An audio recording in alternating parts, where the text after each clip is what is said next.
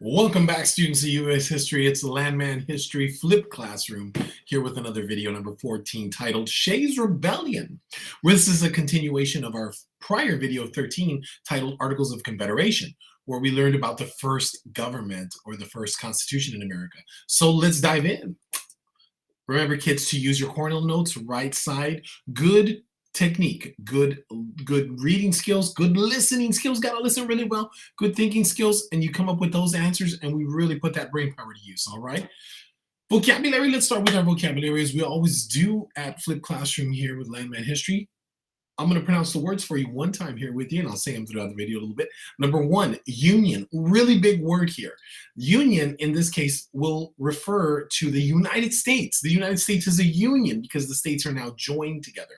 Number two, ordinance, ordinance. Number three, rebellion, rebellion. Number four, revolt, revolt. Number five, arsenal. Arsenal is a weapon storage. All right, got those vocab. Now, starting with a question to get the lesson going.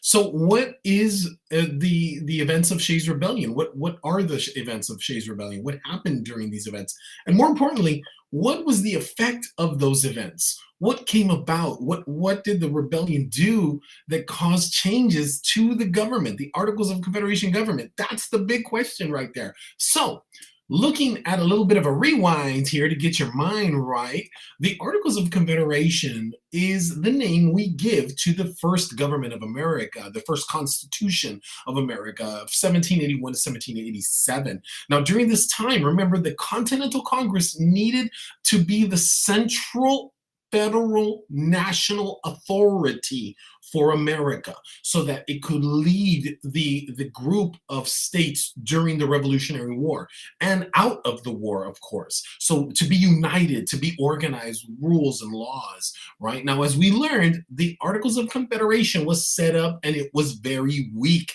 It was not a strong government and it was doomed to fail. So what is up with this rebellion? Let's look at the events of Shay's Rebellion, and let's go in order sequentially through time. And I'll try to keep it as simple as I can. We'll talk details during class. So what is a rebellion? I think of my favorite sci-fi movie, Star Wars, and immediately rebellion comes to mind because I think of the lowly rebels fighting against the evil Darth Vader and Palpatine. They're trying to overthrow a government. I think of a great young adults novel that the kids love, like Hunger Games, where I see Katniss leading a band of rebels uprising against the evil President Snow. So a rebellion is an act of violence or resistance against a government. And that's what Shay's Rebellion is all about. So let me introduce you to Daniel Shay. He was a war hero from the Revolutionary War, fought at the Battle of Saratoga, really important. He wanted to be a farmer in his post-war life and just wanted to be peaceful and live out his days. So we attach his name to this rebellion because of some minute details that I'm not going to get into too much right now, but there were more men other than Daniel Shay involved with this rebellion. We just remember it for his name. So he kind of leads a revolt against the Articles of Confederation government and the Founding Fathers in essence too. So what happened? Well, how was Shay's Rebellion showing the weakness of the AOC? Well, let's start kind of at the beginning. So soldiers after the war, most of them were farmers, and they were returning home to those farms expecting that the government, the federal government, the Continental Congress, was going to pay them for their service as soldiers. That was the promise that a man got for being in the Continental Army. Now, unfortunately, they get home to their farms, living out their simple farmer lives, and for a lot of them, they started to get the threat of their state governments overbearing taxes and threats of taxes and taxation on them. And so the farmers are kind of confused at first, and they're like, what's going on here? We were expecting to get our paychecks, but now we're getting threats instead.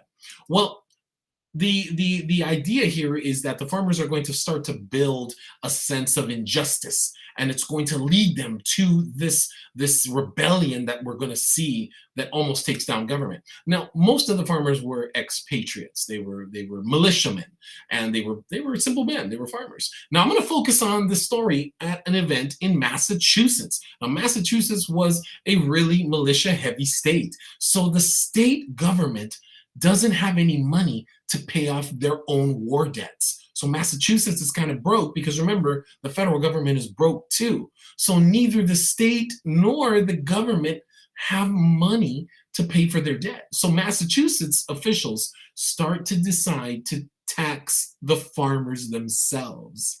And in doing this, they threaten the farmers with their farms. So in other words, they're going to take their farms as payment for their lack of taxes that they don't have.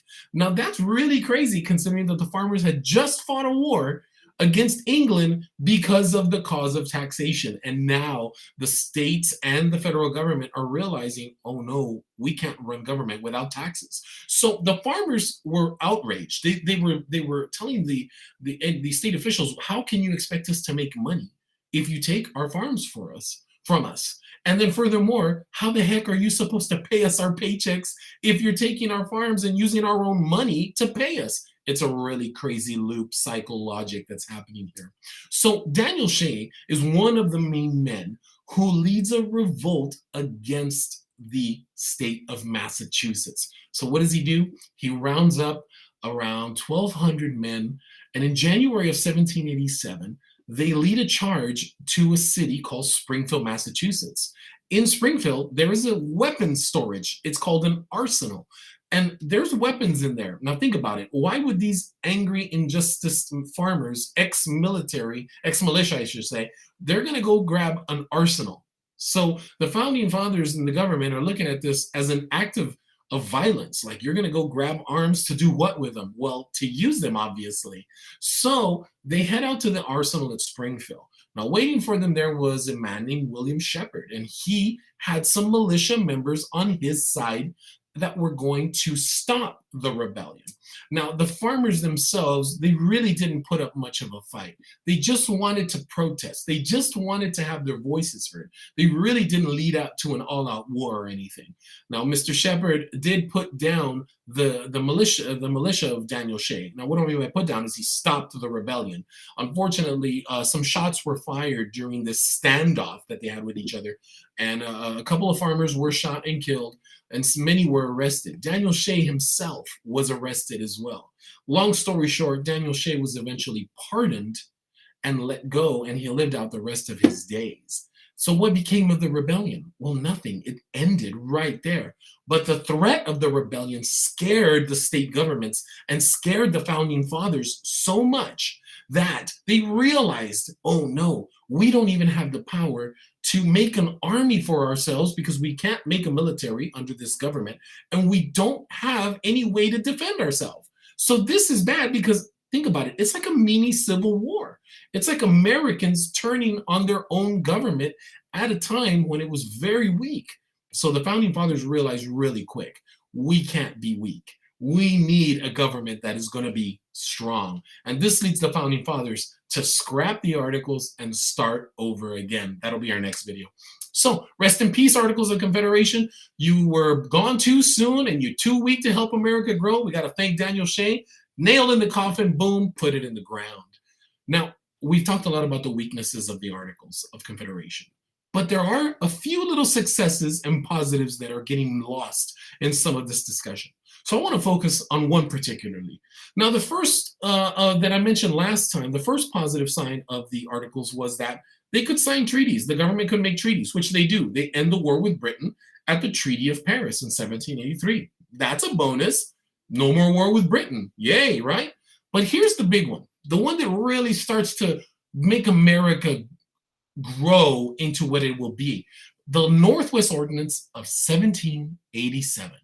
This is going to lead to the map of America getting bigger. I'm going to focus on those states right there. You see that little circle, right? Now, when we talk about the Northwest Ordinance, here's what I'm going to say in class. Oh yeah, Kim and Kanye had a baby. So what's the idea here? Well, the idea here is the baby. Who is the baby? Well, Kim Kardashian and Kanye West actually have a child together. And coincidentally, the name of this child they named is Northwest. So anytime we see the word Northwest, we want to think of the baby that was born out of this union. So this baby's going to come in and make the family grow. That's the idea here. So when we see the vocabulary word Northwest, I want us to remember that it doesn't mean that I'm teaching you about Kim or Kanye. No, yeah, Kim and Kanye had a baby. It means that America grew from that baby. And who's the baby? The states. The states that are going to come into America and grow America are the baby now.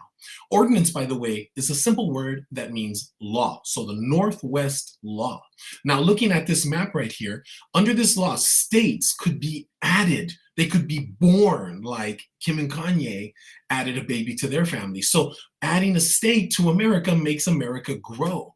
That's what we want to think of when we see Northwest. Now, what were the 5 states? Now, I want you to look at the map. We'll look at the map right there.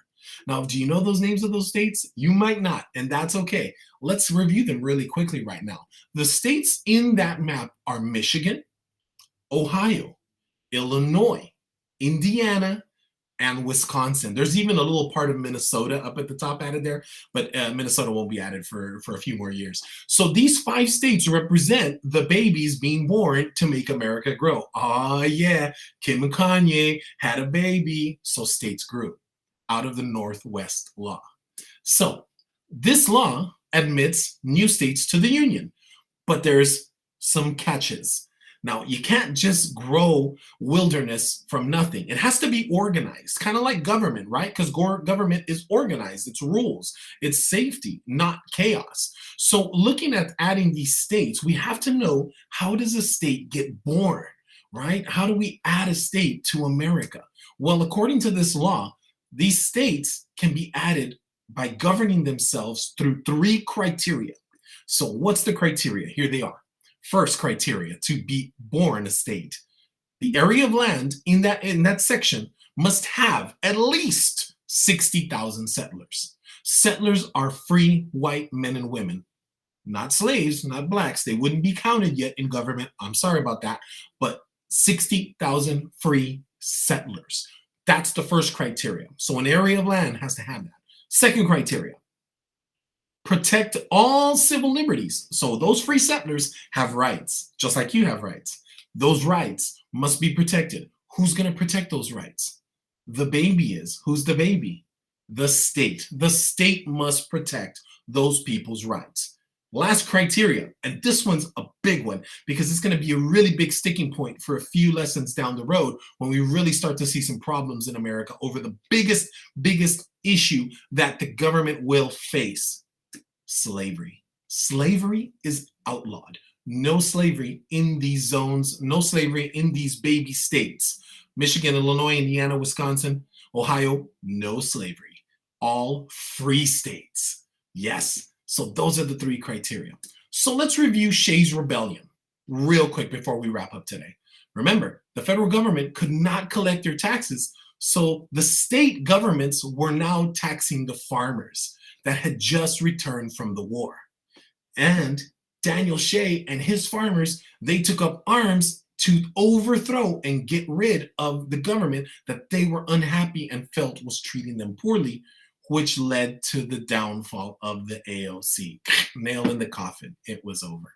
Listen, guys, you've been a great audience. We'll catch you in class. Stay woke and keep watching vids, all right? I'll see you guys soon. All right, bye.